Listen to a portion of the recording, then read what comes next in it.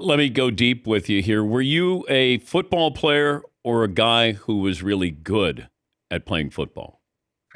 That's a great question. And I have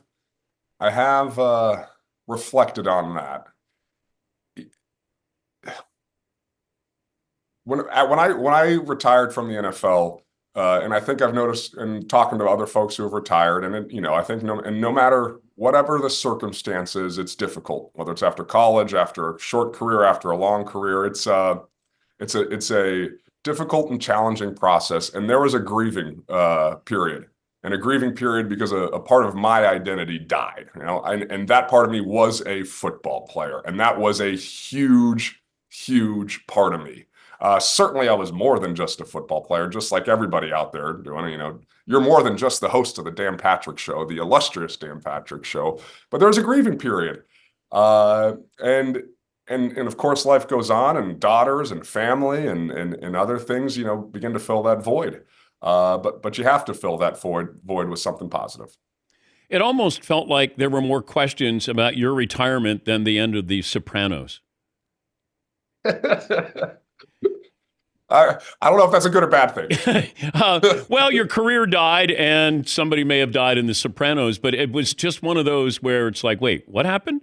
Because they finally got around to giving you an offensive line. And I guess everybody was shocked that you could walk away from that when it felt like the Colts finally caught up to you in protecting you and giving you a good team around you.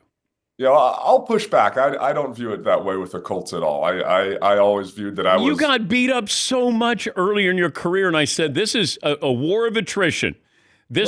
When Quentin Nelson got there, I go, yes, he's got an offensive lineman there. You got beat up too much.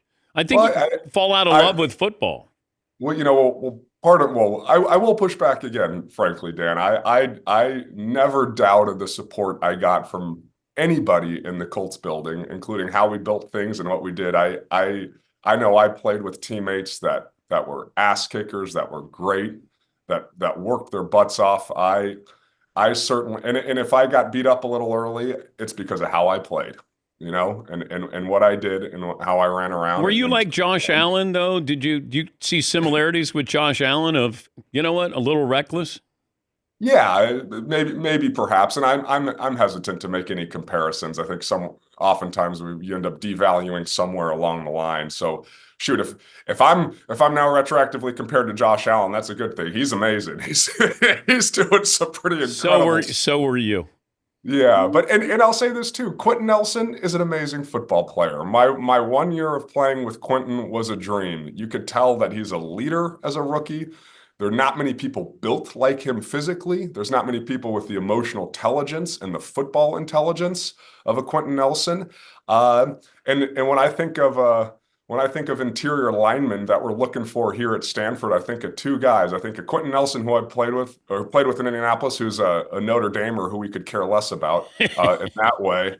And I think of David DeCastro, who I played with here at Stanford, who had the amazing career in Pittsburgh. I mean, you got to be tough to play football. You got to be big, you got to be nasty, and you got to be smart. So that's what we're looking for. So, I had to turn that in for a recruiting plug for Stanford somehow, some way in the question, Dan.